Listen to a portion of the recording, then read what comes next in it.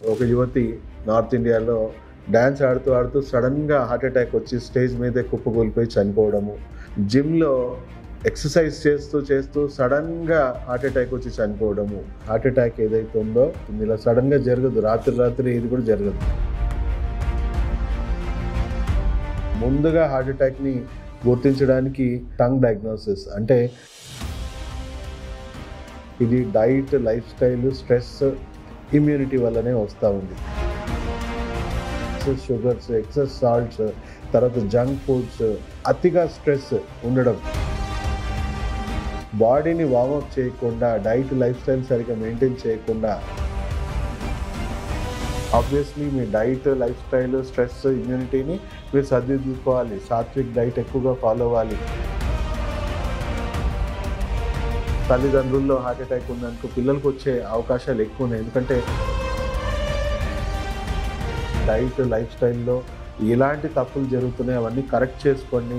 మీ బాడీలో ఉన్న ఏదైతే ఇన్ఫ్లమేటరీ కండిషన్స్ ఉన్నాయో అవన్నీ కరెక్ట్ చేసుకోండి. రోజు ట్యాపింగ్ థెరపీ అనేది హార్ట్ రేట్ మెయింటైన్ అవుతుంది. పెరికార్డియం 6 అనే దాని మీద మీరు ఒకసారి గూగుల్ సెర్చ్ చేయండి. దీని మీద రోజు ఈ ట్యాపింగ్ థెరపీ అనేది మనం చేసుకుంటూ ఉంటే హార్ట్లో ఎప్పటికప్పుడు ఎనర్జీ బ్లాక్స్, బ్లడ్ సర్క్యులేషన్ ఉన్న బ్లాక్స్ కూడా. ఎందుకంటే సెల్ఫ్ హెల్త్ కేర్ని పాటించాలి. నేను చెప్పిన చిట్కాలు పాటించి మనము. ప్రేక్షకులకు నమస్కారం. నేను మీ డాక్టర్ పిఎస్ సాగర్. నేను అక్యుపంక్చర్ అండ్ ఫంక్షనల్ మెడిసిన్ ఎక్స్పర్ట్ని. గత 20 సంవత్సరాలుగా సెకండ్ లైఫ్ నేచర్ క్యూర్ హాస్పిటల్లో ప్రాక్టీస్ చేస్తున్నాను. మరో ఇంట్రెస్టింగ్ టాపిక్తో మీ ముందుకు వచ్చాను. ఈ మధ్య మనం చూస్తూ ఉన్నాం, ఒక యువతి నార్త్ ఇండియాలో డ్యాన్స్ ఆడుతూ ఆడుతూ సడన్గా హార్ట్ అటాక్ వచ్చి స్టేజ్ మీదే కుప్పకూలిపోయి చనిపోవడము. అండ్ అలాగే మనం ఎన్నో రకాలుగా న్యూస్ ఛానల్స్ ఎన్నో రకాలుగా చూస్తూ ఉన్నాం వైరల్గా. జిమ్లో ఎక్సర్సైజ్ చేస్తూ చేస్తూ సడన్గా హార్ట్ అటాక్ వచ్చి చనిపోవడము. ఏం జరుగుతుంది అసలు? ఎందుకు యువతరము? ఒకప్పుడు హార్ట్ అటాక్ 50స్లో 40s దాటాక చాలా రేర్గా రావాల్సిన హార్ట్ అటాక్స్ 20s 30sలోనే వచ్చేస్తున్నాయి. ఎందువల్ల వస్తున్నాయి? అసలు హార్ట్ అటాక్కి కారణాలు ఏంటి అని మనం ఈరోజు పూర్తిగా వివరంగా తెలుసుకుందాం. అండ్ మనకు ఇవి రాకుండా ప్రోయాక్టివ్గా రాకుండా, ఆల్మోస్ట్ 10లో 8 మందికి హార్ట్ అటాక్స్ రాకుండా మనం ఎలా నివారణ చర్యలు పాటించవచ్చు అనేది ఈరోజు పూర్తిగా మనం తెలుసుకుందాం. హార్ట్ అటాక్ లక్షణాలు ఎలా ఉంటాయి, వాటి కారణాలు ఎలా ఉంటాయి, అండ్ సడన్గా ఇలాంటి డెత్స్ అవ్వడానికి మనం పూర్తిగా విశ్లేషణ చూసుకుంటే, ఫస్ట్ హార్ట్ అటాక్ ఏదైతే ఉందో గుండె జబ్బులు రావడానికి ముఖ్యమైన కారణాలు. హార్ట్కి ఎలా బ్లాకేజ్ క్రియేట్ అయ్యి సడన్గా హార్ట్ స్టాప్ అయిపోవడం ఇలా జరుగుతుంది. ఇలా సడన్గా జరగదు, రాత్రి ఇది కూడా జరగదు. హార్ట్ అటాక్ ప్రపంచంలో number 1 killer, number 1 silent killer అని కూడా చెప్పొచ్చు. ఇది పూర్తిగా లక్షణాలు చాలా తక్కువగా కనబడతాయి, మనం చాలా గమనించలేము. సో స్పెషల్గా మనం ముందుగా హార్ట్ అటాక్ని గుర్తించడానికి మనకున్న ఏకైక డయాగ్నోసిస్ వచ్చేసి టంగ్ డయాగ్నోసిస్. అంటే మీ నాలుకని రోజు మనం పొద్దున్నే కంపల్సరీ అద్దంలో చూసుకోవాలి. మనం ఏమైనా బ్లాక్ స్పాట్స్ కానీ, బ్లూయిష్ స్పాట్స్ కానీ ఏమైనా ఏర్పడితే మన గుండెలో ఎక్కడో బ్లాకేజెస్ ఏర్పడుతున్నట్టు మనకి సంకేతంగా మనం చెప్పొచ్చు. సో ఇదే కాకుండా కొంతమందికి ఇలాంటి లక్షణాలు కూడా లేకుండా వచ్చే అవకాశాలు కూడా ఉన్నాయి. సో మనము ఫస్ట్ ఆఫ్ ఆల్ ఇదేమి వైరస్ బ్యాక్టీరియాతో వచ్చేది కాదు. ఇది diet, life style, stress, immunity వల్లనే వస్తూ ఉంది. సో ఈ 4 మనం ఎలా డిస్టర్బ్ చేసుకుంటున్నాం? ఇప్పుడు టైంకి తినట్లేదు. సో ఏమవుతుంది? మీ డైజెస్టివ్ సిస్టంలో ఉన్న వేడి ఏదైతే ఉందో, యాసిడ్స్ ఏవైతే ఉన్నాయో దాని నుంచి వచ్చే ఇన్ఫ్లమేషన్స్ డీహైడ్రేట్ చేసేస్తూ ఉంటుంది. మీ హార్ట్ని, మీ బ్రెయిన్ని డీహైడ్రేట్ చేస్తూ ఉంటుంది. రక్తనాళాలు కుచించుకుపోవడం అనేది జరుగుతూ ఉంటుంది, ష్రింక్ అవుతూ ఉంటాయి, హార్డ్ అయిపోతూ ఉంటాయి. లేదా రాంగ్ ఫుడ్ హ్యాబిట్స్ ఉన్నాయి, ఎక్సెస్ షుగర్స్, ఎక్సెస్ సాల్ట్స్, తర్వాత జంక్ ఫుడ్స్, రకరకాల ఆల్కహాల్, రకరకాల హ్యాబిట్స్ ఉన్నాయి. సో దాని నుంచి మీ గట్ హెల్త్ కూడా డ్యామేజ్ అవుతుంది. బాగా టాక్సిన్స్ చేరుకుంటాయి.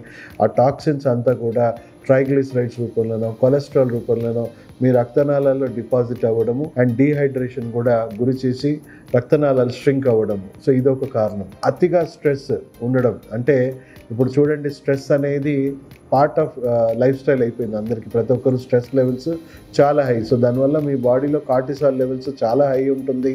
మీ మెటబాలిజం అనేది స్లో డౌన్ చేసేస్తుంది. అంటే మీ బాడీస్ న్యాచురల్గా ఈ టాక్సిన్స్ని ఎలిమినేట్ చేసే ప్రక్రియని స్లో చేసేస్తుంది. ఊబకాయం లాంటివి కూడా తయారవుతూ ఉంటుంది.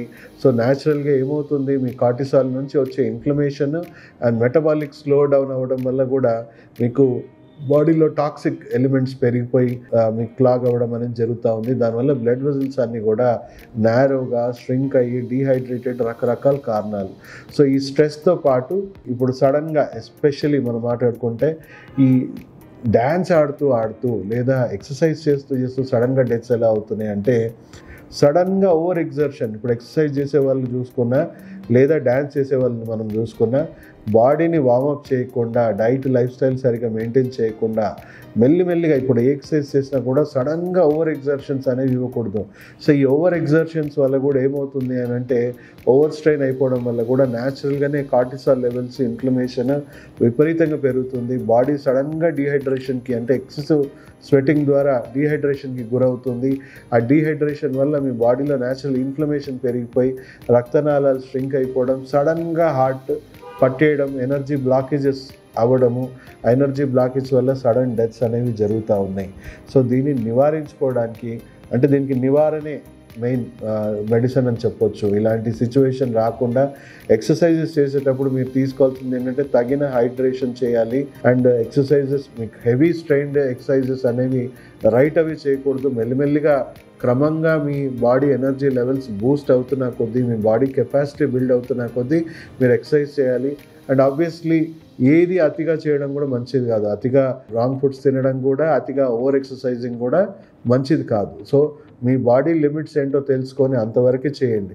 అదే డ్యాన్స్ పార్టీలు మనం చూసుకుంటే, ఎప్పుడు అలవాటు లేని సడన్గా వెళ్ళి ఓవర్ ఎక్సైట్మెంట్తోని సడన్గా మీరు వెళ్ళి డ్యాన్స్ చేసేస్తూ ఉంటారు. ఆ డ్యాన్స్ చేయడం వల్ల కూడా సడన్ ఓవర్ ఎగ్జర్షన్ అండ్ ఓవర్గా సంతోషపడ్డం. మనం చూసుకుంటే సంతోషపడ్డం కూడా ఇప్పుడు మనకి ఎనర్జీ బ్లాకేజ్ అనేది క్రియేట్ చేస్తూ ఉంది. జస్ట్ ఇమాజిన్ చేయండి, మీరు ఏదో చాలా సంతోషకరమైన, మీరు ఏదో సాధించేశారు. సో దానివల్ల మీకు తెలియకుండానే ఊపిరి అందడం తగ్గిపోతుంది. ఏదో ఉప్పొంగిపోతూ ఉంటారు, చాలా ఎక్సెసివ్గా హ్యాపీ ఫీల్ అయిపోయి ఉప్పొంగిపోయి సడన్గా ఛాతీ పట్టేసినట్టు, ఫ్రీ బ్రీతింగ్ ఉండదు. సో సంతోషకరమైన, అతి సంతోషకరమైన వార్త ఇది కూడా, ఇది ఆల్రెడీ హార్ట్ వీక్ ఉన్న వాళ్ళకి సడన్గా మనకి ఎనర్జీ బ్లాకేజెస్ అని క్రియేట్ అయ్యి చనిపోతారు. లేదా ఏదైనా తీవ్రమైన బాధాకరమైన విషయాలు ఏమన్నా విన్నా కూడా వాళ్ళలో తెలియకుండానే ఊపిరి అందదు, ఏదో ఎక్కి ఏడుస్తూ ఉంటారు.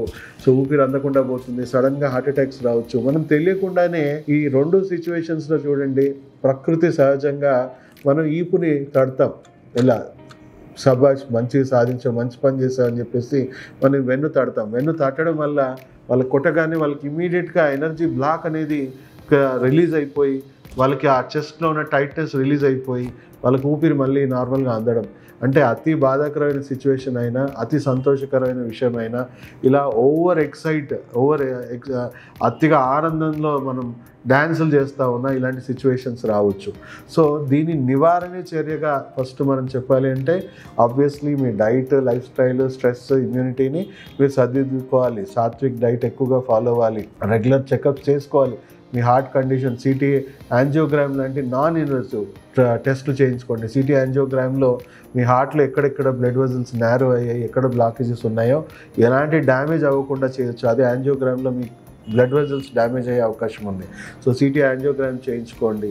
ఫంక్షనల్ మెడిసిన్ స్పెషలిస్టులు, న్యాచురోపతి డాక్టర్స్ని కానీ, లేకపోతే ఎవరైతే డైట్, లైఫ్ స్టైల్ మీద ఎక్కువగా ఫోకస్ సెంట్రిక్గా ట్రీట్మెంట్ ఇస్తూ ఉంటారో ఆ డాక్టర్స్ని కలవండి. కొంచెం ప్రొయాక్టివ్గా ఉండండి. ఎందుకంటే వంశపరంపరంగా కూడా చాలామంది చూసుకుంటే తల్లిదండ్రుల్లో హార్ట్ అటాక్ ఉందనుకో పిల్లలకు వచ్చే అవకాశాలు ఎక్కువ ఉన్నాయి. ఎందుకంటే జెనెటికల్గానే వాళ్ళ బాడీలో మెటబాలిజంలో డిఫెక్ట్స్ ఉండడం వల్ల కూడా వచ్చే అవకాశాలు ఉన్నాయని చెప్పొచ్చు.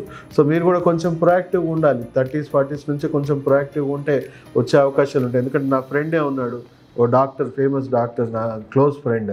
వాళ్ళ ఫాదర్కి పాపము 30s 40sలోనే హార్ట్ అటాక్ వచ్చింది, వాడికి 30s 40sలోనే వచ్చింది.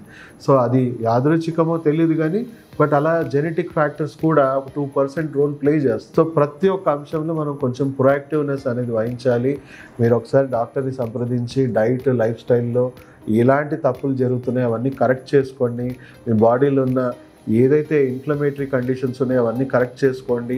అండ్ రోజు మీకు హార్ట్ పరంగా ఒక చిన్న చిట్కా చెప్తాను. ఇవన్నీ పాటిస్తూనే రోజు ట్యాపింగ్ థెరపీ అనేది, అంటే నాడీ యోగా అని కూడా అంటాము, నాడీ యోగాలో ఈ ట్యాపింగ్ థెరపీ చేసుకోవాలి.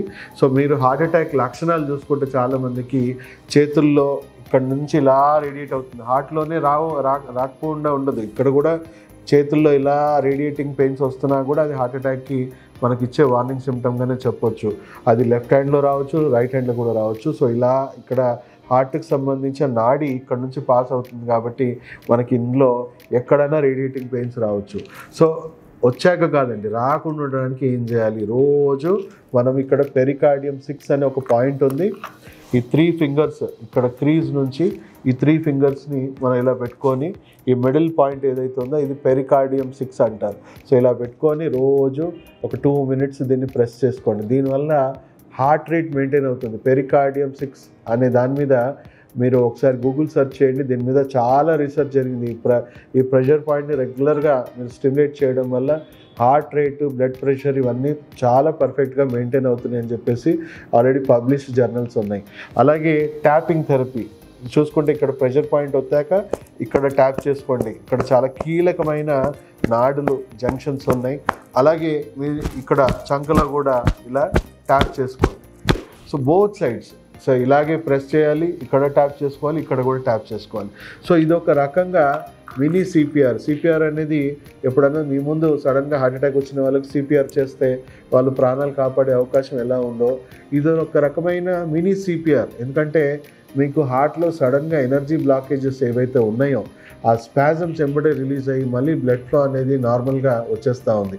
అలా డే టు డే పొద్దున ఒక 10 minutes మనము రోజు ఈ ట్యాపింగ్ థెరపీ అనేది మనం చేసుకుంటూ ఉంటే హార్ట్లో ఎప్పటికప్పుడు ఎనర్జీ బ్లాక్స్, బ్లడ్ సర్క్యులేషన్ ఉన్న బ్లాక్స్ కూడా, ఎందుకంటే 50% హార్ట్ అటాక్ కేసెస్లో వాళ్ళకి కొలెస్ట్రాల్ ఉండదు, ట్రైగ్లిసరైడ్ ఉండదు, ఓన్లీ ఇన్ఫ్లమేషన్ వల్ల లేదా ఎనర్జీ బ్లాక్స్ వల్లనే అవుతూ ఉన్నాయి. సో ఇన్ఫ్లమేషన్ ఆబ్వియస్లీ డైట్ ఇవన్నీ కూడా, కొలెస్ట్రాల్ ఇవన్నీ కూడా మనం డైట్తోనే మాడిఫికేషన్ చేసుకొని దాన్ని కరెక్ట్ చేసుకోవాలి. రూట్ నుంచి మీ గట్ హెల్త్ని కంప్లీట్గా మళ్ళీ రీసెట్ చేసుకోవాలి. మీ బ్లడ్ వెజల్స్లో ఆల్రెడీ ఏమన్నా ప్లేగ్ ఉందనుకోండి, అర్జున లాంటివి, అశ్వగంధ లాంటివి ఎన్నో మంచి మంచి హెర్బ్స్ ఉన్నాయి, అవన్నీ కూడా బ్లడ్ వెజల్స్ని మళ్ళీ కంప్లీట్గా క్లీన్ చేసేస్తూ ఉంటుంది. అండ్ హార్ట్ బయోరిథమ్స్ అనేవి మంచిగా మెయింటైన్ చేస్తుంది. అండ్ ఈ ట్యాపింగ్ థెరపీ వల్ల day to day mini CPR లాగా పనిచేసి మీకు హార్ట్ అటాక్స్ కూడా రాకుండా ప్రివెంట్ చేస్తుంది. 10 out of 8 కేసెస్లో హార్ట్ అటాక్స్ని మనం నివారించడానికి ఇది చాలా పనిచేస్తుంది. Prevention is better than cure అని చెప్పేసి ప్రతి ఒక్కరూ మెడికల్ ఫీల్డ్లో యూజ్ చేసే విషయమే. బట్ దాన్ని అమల్లో మీరు తీసుకొస్తేనే, మీరు ప్రొయాక్టివ్గా ఉంటేనే ఇది ప్రపంచంలో నంబర్ 1 కిల్లర్గా ఆల్రెడీ వచ్చేసింది. దీన్ని ఈ నంబర్ 1 నుంచి దాన్ని మనం తగ్గించాలి అంటే మనందరం కూడా డే టు డే లైఫ్లో ఈ చిన్న చిన్న చిట్కాలు మనం పాటించి హార్ట్ డిసీజ్ నుంచి మనం ప్రొయాక్టివ్గా మనం బయటపడవచ్చు. సో కంపల్సరీ ఇవన్నీ మెయింటైన్ చేయండి. ఎమర్జెన్సీలో ఆబ్వియస్లీ డాక్టర్ని కలవాలి, డాక్టర్ని విజిట్ చేయాలి, వాళ్ళు చేయాల్సిన పని చేసి మిమ్మల్ని ప్రాణాలు కాపాడుతారు. కానీ ఆ పరిస్థితి రాకుండా మీరేం చేయాలనేది కూడా గుర్తించండి.